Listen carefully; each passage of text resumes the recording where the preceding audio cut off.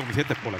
Ja, ma arvan, et selles mõttes Alar on üks kihvt tegelane, kellega mul on au olnud viimase 1,5 aasta jooksul tundma õppida ja Alari, eks ta oma eluloost natuke jagab ka, aga tema üks selline põnev hobi, mida ma olen temaga teinud, on üks kohaloleku harjutus. Kui paljud teist on viimase 6 aja jooksul mänginud sellist toredat asja, nagu siin laual saab teha? Pinksi? Ossaa, kuule mul oleks täitsa armee täna siin vastas. Lahe. Et selle toreda laua taga on võimalik olla nii kohal, et sa tunnetad palli ja samal hetkel sa mõte on selle palli juures. Ehk siis, kui te kujutate enda mõtet ette, mis liigub, aga kui tuleb kogu aeg tagasi. Ja täna ma esitan siis väljakutse Alarile, et kuidas tema suudab olla kohal samal ajal, kui mina talt küsimusi küsin. Muidugi, eks me vaatame, kuidas ma ise pallil pihta saan. Tal on oma reket, see on võidureket. Kumbki ei ole minu reket. Ei ole või? Väga hea, siis on aus stiil, ta tuli oma reketiga. Siis meil on vähemalt... Olete valmis, jah? Super. Millal sa esimest korda mängisid? Ma mängisin 10-aastaselt ja olen seda mänginud kuskil 15 aastat väga aktiivselt. Ja selle kohta ütlekski niimoodi, et teile ka, et elus on võimalik tegeleda.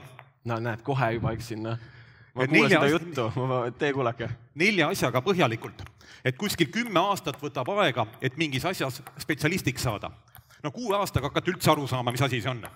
Ja kuna niisugust aktiivset aega on, ütleme 40-50 aega, siis kuskil 4 asjaga on võimalik tegeleda. Ja üks asi, millega ma tegelesin, oli lauatennis. Aga Toomas mängib päris hästi. Vaatame seda asja. No nii. Ja oled sa võistlustel ka käinud või? Ma olen Eesti noortemeister. Kuule, see oli peaaegu nagu hiinlaste see vise, aga no näed, ma juba äksin ärge, plaksutage talle. Nii, saame hakkama.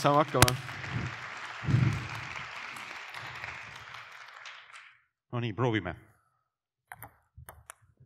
Proovime, see oli proov või? Siis ma kuksin küll väga aledat läbi. See vist minu naljanumber, ta ütles, et ta mängib ilusasti, näed rahulikult, nagu meil oli kõik kokku lepitud. Nüüd ta hakkab siin äsama. Aga kui ma punkti saan, oi. Ai, ega see praegu veel ei tule. Keskendu, fookus, kuidas öeldakse? Mis on oluline Pinksi juures? Fookus, tähelepanu ja kogu tähelepanu mängul, nagu saate aru, et mina 2 asja korraga teha ei saa, et rääkida ja mängida, aga Toomas saab sellega hakkama, aga vigu tuleb tal rohkem selle tõttu. No nüüd sa pead punkti saama. Pean või? Ei saanud veel. Ai, sain punkti ossa. Oota, teeme ühe veel või? Aitab. Teeme veel. Hasart tekib, jah? Oi, väga. Laval ka mõtle, sa oled nagu võistlustel. No nii, 2 punkti järjest. Täname. Ta sai mingi 12, ma sain 2, super. Aitäh sulle, väga. Nii. Tundub, et mul on vähemalt nagu rahumajas selles mõttes, et nagu ma sain 2 punkti. Ma viimane kord sain 1 punkti, kui me mängisime. Alar, kuidas sa tunned, et kas sinu elu on täis kohalolu? Minu elu kindlasti ei ole täis kohalolu, aga ma teadvustan, et kohalolu on oluline ja et seda nagu rohkem kohal olla. Ja praegu ma mõtlen seda, et mind see lauatennis tõi päris hästi kohale. Teie olete ka päris hästi kohal. Aga kas te olete valmis ennast veel rohkem kohale tooma? No väga hea. Teeme siis paar harjutust, hästi lihtsad. Tõuseme kõigepealt korraks kõik püsti. Nii. Et läbi keha on väga hea kohale tulla. Ja alati tuleks teha midagi niisugust nii-öelda tavalisest erinevat, siis jääb ka see päev meelde, näiteks ka tänane päev. Ma lihtsalt räägin teile kiiresti ühe loo, et kunagi olin ma oma 4-aastase pojaga Hiina müüril ja tahtsin, et see talle meelde jääks. Ja mõtlesime, et mida nagu teha. Ja sõber mul ütles siis niimoodi, et näed, me oleme siin, tõmbame nüüd suu pudelist vett täis ja puristame üle müüri. Päris hea mõte. Ja tegime seda. Ja tal on see siiamaani meeles. Nii, ja teie palun siis tõstame kõik korraks käed ülesse. Et ma arvan, et mitte ükski konverents pole kunagi hakanud, et käed on üleval. Nii, väga hea, nüüd laseme käed alla. Nüüd istume ja nüüd teeme ühe harjutuse, aga seiske püsti, kuni ma selle ette näitan. Ja harjutus on 2 korda teeme seda, see on pärit sellisest Indiast kundaliini joogast, mis paneb eluenergia kohe käima. Harjutus on lihtne, et kui te pärast maha istute, siis te tõstate jalad maast lahti, tõmbate käed niimoodi ülesse ja siis hingate nii sügavalt sisse, kui jaksate ja seejärel pingutate kõiki oma lihaseid varvastest peajalgadeni välja, kõhulihaseid, seljalihased, käelihased, jalalihased, hoiate pinges kopsud õhku täis nii kaua, kui jaksate.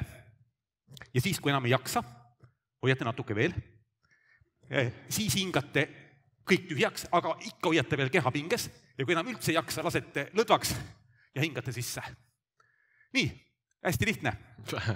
Et istume maha, hingame kõigepealt sisse välja korra, sügavalt sisse ja rahulikult välja. Ja nüüd tõmbame kopsud õhku täis ja käed jalad üles ja pingutame kõiki lihaseid nii palju, kui jaksate. Kohe tunnete, et keha väriseb ja hoiate ja hoiate ja hoiate. Ja veel hoiate. Kes jõuab 1,5 minutit hoida, see on maailmarekordi omanik. Ja hoidke. Hoidke, hoidke.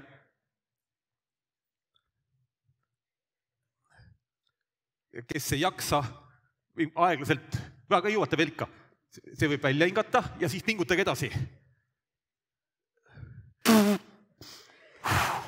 Ja siis tõmmake, kui enam ei jaksa, siis lõpuks võite sisse hingata, siis ma vaatan, kuidas teil see olukord on.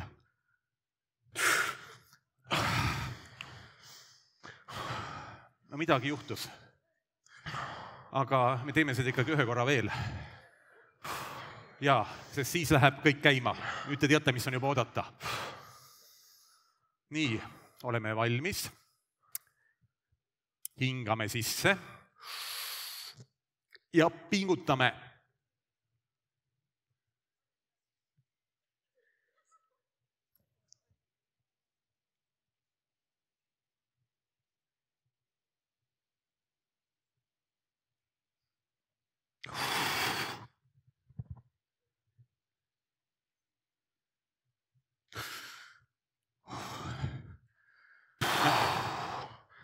Nagu näha, enamus jaksas rohkem kui mina. Nüüd me peaks olema küll kõik kohal, sest muidu on küsimus selles, et meil on väga tihti mõtted kas minevikul mingites kohtades või tulevikul. Ja minevik ja tulevik on meil kohe takistuseks siin ja kohalolekule ja siin ja kohalolek tähendab seda, et me oleme ülimalt hästi kontaktis reaalsusega ja toimime täpselt nii, nagu oleks hetkel kõige parem. Kui tihti sina tunned, et sa oled oma kohalolu kaotunud? See on nii hea küsimus, et palju rohkem, kui ma seda sooviksin. Et mul üks lemmikkirjanik on, või ka filosoof on Gurdjiev, kes siis on õpetanud oma õpilastele, et olge kogu aeg teadlik ennast ja siis tema õpilane kirjeldab, et kogu aeg oli teadlik ja järsku sõitis trammiga ja järsku avastas, et üldse ei mäletanud, mis vahepeal juhtus.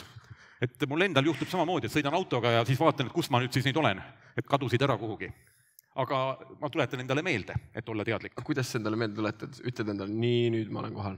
Ma olen nüüd zen, ma ei tea, kas see zen... Järgmine kord proovin nii öelda, aga siiani ma lihtsalt teadvustan, et et läksin kuskil ära, et mis mõte see nüüd siis kuskil toimus ja mis muga nüüd toimub.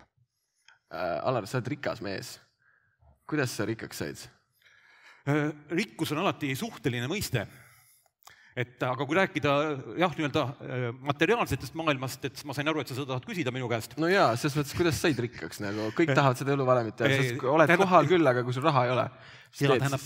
Ütleme, mingil eluetapil ma ühel hetkel sain aru, et on vaja ka materiaalselt jõukaks saada ja siis ma tegin ka vastava otsuse. Ja otsustasin, et oleks vaja teenida natukene tavalisest rohkem raha ja siis ma pühendusin sellele. Aga ma mainisin ka, et selle otsuse juures oli üks olulisemaid kohti ka see, et teadvustada, et kui sa lähed ükskõik millega tegeled, siis asi haarab sind enda alla. Et kui sa lähed materiaalsesse maailma, on see börsimaailm või midagi, siis kuidas sa sealt välja saad. Nii et ma panin ka endale paika, et kuidas sealt välja saada. Et põhimõtteliselt on tegemist otsusega, aga kui seda laiemaks viia, et kuidas viia oma soove ja asju ellu, siis esimene asi, mis ma saaks soovitada, on see, et pange oma unistused kirja. et kõik edukad inimesed mõtlevad kirjalikult ja enamus inimesi ei pane mitte kunagi kirja, mida nad soovivad ja planeerivad. Ja puuduvad selged eesmärgid, et Ameerikas oli üks uuring, kus uuriti ka nii-öelda keskkooli lõpetajaid, kus ainult 10% olid selged eesmärgid, see oli nii-öelda materiaalne uuring, ja palju nad tahavad tulevikus raha teenida. Ja siis 30 aastat hiljem jätku-uuringus selgus, et nendel 10% oli sama palju vara kui ülejäänutel kokku. Nii et esimene asi on see, et tuleb endale selgeks teha, mida te nagu konkreetselt tahate. Aga rikkus on muidugi hoopis palju laiem mõiste kui materiaalne vara. Mis sinu jaoks rikkus? Tähendab, kui rääkida nii-öelda inimesest, et see on meie ühiskonna üks nii-öelda probleeme, et väärtustatakse materiaalseid väärtusi, aga tegelikkuses ütleme, et inimene mitte ei pea arendama endale kuuluvate varade ja asjade hulka, vaid pigem arendada ennast kui inimest, erinevaid omadusi, arendada oma mõtlemisvõimet, abstraheerimisvõimet, arusaamisvõimet, ka tunnetusvõimet, võimet kuulata muusikat, võimet arendada oma intuitiivseid võimeid, et arendada oma erinevaid omadusi. Et kui lühidalt öelda, siis oma kõige tugevama omaduse arendamine viib täiuslikkusele ja nõrgemate omaduste arendamine viib terviklikkusele. Et minule meeldib see teine variant nagu rohkem. Et kui ma teeksin sporti, siis ma pigem oleksin 10 võistleja kui kettaheitja. Terviklikkus.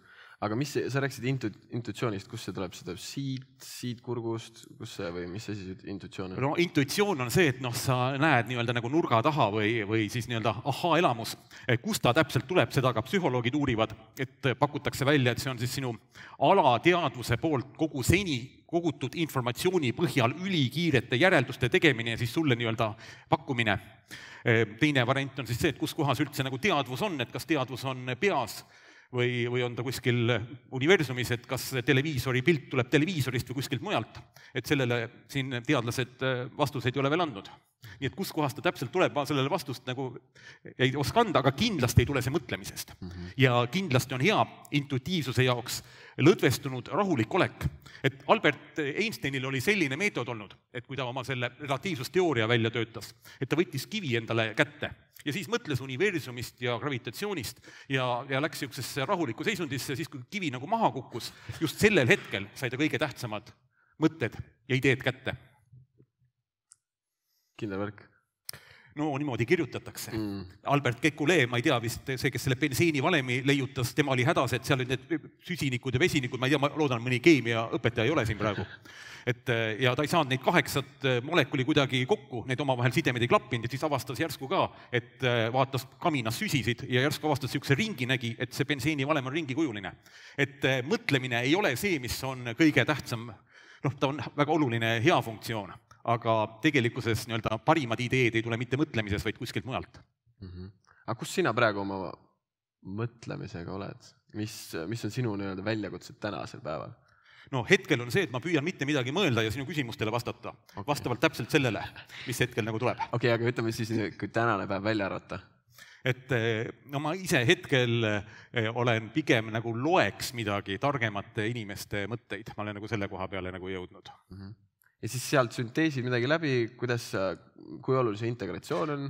No põhimõtteliselt võib öelda seda, et kõik targad mõtted on juba alates Platoni ajast ära öeldud. Või kui lugeda siin, ma ei tea, Laoziid või teisi selliseid nii-öelda suuri mõtlejaid.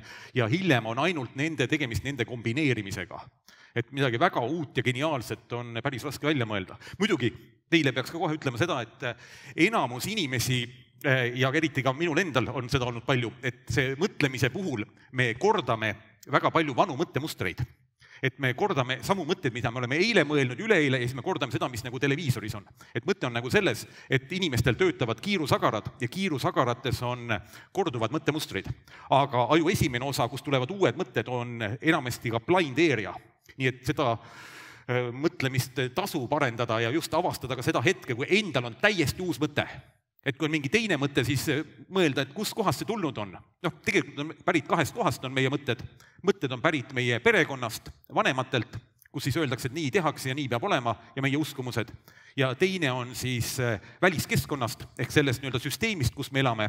seda siis nimetatakse ka zeitgeistiks ehk ajastu vaim. Ja Goethe on öelnud, et ajastu vaimust oleks vaja välja kasvada ja näha suurt pilti. Ehk ma nüüd nagu vabu assotsiatsioon edasi lasen, siis üldse maailma tasuks vaadata mitte hetkeliste sündmustena, vaid hästi suure protsessina. Ja seda suurt protsessi tasuks venitada ka kuni 1000 ja mitme 1000 aasta peale. Et siis hakkab nagu aru saama, mis toimub, kus kohas me hetkel üldse oma tsivilisatsiooniga oleme ja kuhu me nagu liigume. Et sellised nii-öelda lühiajalised paariaastaseid protsesse ei saa nagu pidada väga lõplikeks. Aga praeguse hetke süsteem, kõik, mis on tulnud, on täiesti uus. Noortel tundubki, et see võib-olla ongi normaalne. Kas see on normaalne, kas see süsteem toimibki täpselt nii, et see on üks osa lainest? Vaieldamatult on see üks osa lainest, et nüüd oleneb sellist, et mis tasandist vaadata, et kui vaadata näiteks majandust, siis majanduses on tegemist selline asi nagu, aga kuidas nagu võib-olla küsimus, kuidas jõukaks saada, siis ma ütleks, et tuleks uurida asju, näiteks teha selgeks, mis asjad on Kondrativi lained. Kondrativi lained on 62–70 aastat kestvad majandustsüklid. Need on täpselt nii pikad, et järgnev põlvkond neid nagu ei mäleta. Ja sinna on sisse kirjutatud kriisid ja nii-öelda buumid ja paugud ja kõik need asjad. Ja neid on siis nii-öelda 1780. aastast, kui tööstusrevolutsioon tuli, tähendab, seal keegi pani siis ühte veski tööle seal 200 inimest korraga, on neid olnud siiamaani 4 või 5 tükki. Auromootor oli siis teine ja elekter oli 3. ja lennundus oli 4. ja nii edasi, et iga tehnoloogia viib nagu uuele tsüklile ja tsükliga kaasneb alati krahh ja kriis. Ja praegune kriis, mis siis praegu toimub, oleks pidanud hakkama tegelikult 2001. Aga sellel hetkel siis minnes peenustele siis tõmmati maailmas intressid hästi madalale, tekitati veel kinnisvara buum, tagajärjeks praegu veel siis uputati maailm rahaga ka üle, nii et majanduslikult me läheme hästi selgelt kriisi, see on nagu aru saada. Aga mida peaks tegema? On see mõni nõuanne noortele, kes hakkavad investeerima? Kuhu siis investeerida? Mis on see vara, mis kestab, mis ei lähe lõhki katki? Kao ära. Mina soovitaks kõigepealt ikkagi asjadest aru saada ja selgeks teha, et lihtsalt mõista niisuguseid, ma nimetan maailma majanduses toimuvaid nähtamatuid hoovuseid, et kes mida nagu juhib. Ja selleks soovitan kõigepealt lugeda Äripäeva natukene ja siis lugeda Niall Fergusoni ja teisi selliseid nii-öelda suuremaid raamatuid, et see suur pilt aru saada. Ja kui sa oled suurest pildist aru saanud, siis sa hakkad märkama ja näed, kuhu kohta mingid asjad liiguvad. Ja sul on võimalik teha täpseid otsuseid. See ei ole niimoodi, et pange nüüd raha krüptosse või ostke kulda või midagi. Et krüptovaluutade ta ise müüb kulda, ma ei teaks, et igaks juks ütlen ära nagu. Ma ei tea, kas ma tahtsin reklaamida, aga... Aga krüptovaluutade puhul, kui see nüüd spetsiifilisemaks minna, siis loomulikult, suures pildis ma ütleks nii, et krüptovaluutade hinnal on hästi palju tõusuruumi ja peale seda kaotab kogu krüpto oma väärtuse. Nii et on võimalik võita ja siis mingil hetkel sa jääd kõigest ilma. Või siis sa lahkud õigel hetkel. Jaa. Aga selle kohta ma toon siis selle, et börsidel kehtib suurima lolli teooria. Ja see on ka, sest kõik mõtlevad, et nemad pääsevad sellest investeeringust välja. Et ma toon lihtsa näite sulle, et kas sa selle klaasi, kas ostad mult ära 100 euroga? No sinu käest võiks küll osta. Põhimõtteliselt sa vist ei taha, aga kui see naaber ostab ära 120-ga ja tema naaber 140-ga ja kõik mõtlevad, et saavad järgmisele rumalale edasi müüa, siis seda tehakse. Et tegelikult tuleb investeerida ettevõttesse, kellesse sa usud. Aga see nüüd oleks vist kohalolust natuke jälle kaugele, ma ei tea, palju teid üldse majandus huvitab. Huvitab kedagi? No näed, siin on saal majandus see on üks osa elust ja paratamatu, nii et sellega tuleb nagu tegeleda ja sellega nagu selgeks saada, nii et üldse ei ole paha, kui selle peale 10 aastat kulutada, aga sinna ei tasu kinni jääda. Meil on üks osaleja küsimus ka, vaatame seda ekraani pealt ja siis jaga oma mõtteid ka selles osas. Jaa, et mulle meeldis see küsimus sellepärast, et see inspireeris mind mõtlema sellele, et kus ma saan inspiratsiooni. Ja ma nagu mainisin selle lugemise kohta natukene, siis hetkel, keda mina ise loen, on Arthur Schopenhauer ja kui rääkida, ma ei tea, küsiks seda, kas keegi teab tema raamatut Elutarkus, on keegi lugenud seda? Vähemalt oli tunda, et keegi midagi ütles.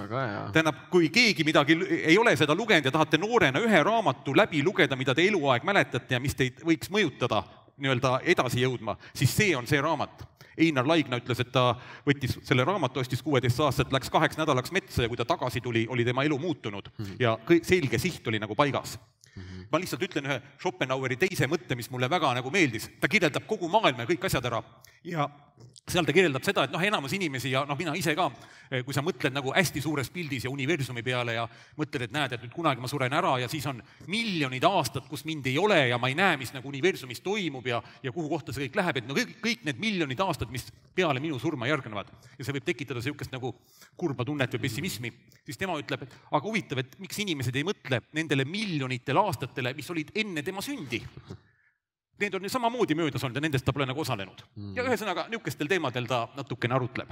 Et tema on üks, kes mind hästi tugevalt inspireerib.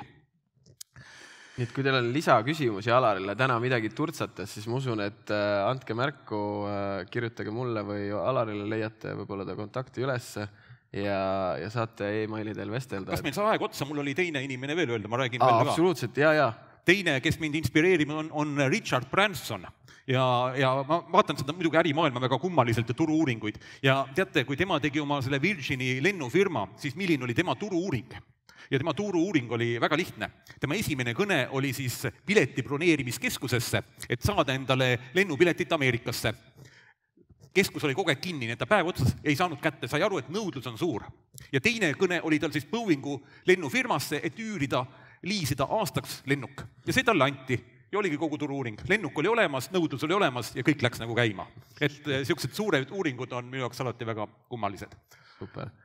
Aitäh, Alar, selle sütika lahingu eest, ma ütleks kohe, et mul oli nagu siin higi jookseb siiamaani. Ma sain alles 1/3 rääkida, mis ma plaanisin, aga ma ütleks, et väga paljusid minu mõtteid võite lugeda minu raamatust Jalutuskäik rahal keemiasse ja Jalutuskäik iseendasse. Kui tahate teada saada majanduse raha kohta või iseenda kohta, siis ma soovitaks neid 2 raamatut. Jaa, väga soovitan, olen raha alkeemiat lugenud. Väga inspireeriv. Super, aitäh sulle! Me teeme natukene maailmarekoord. Kes on siin saalis sündinud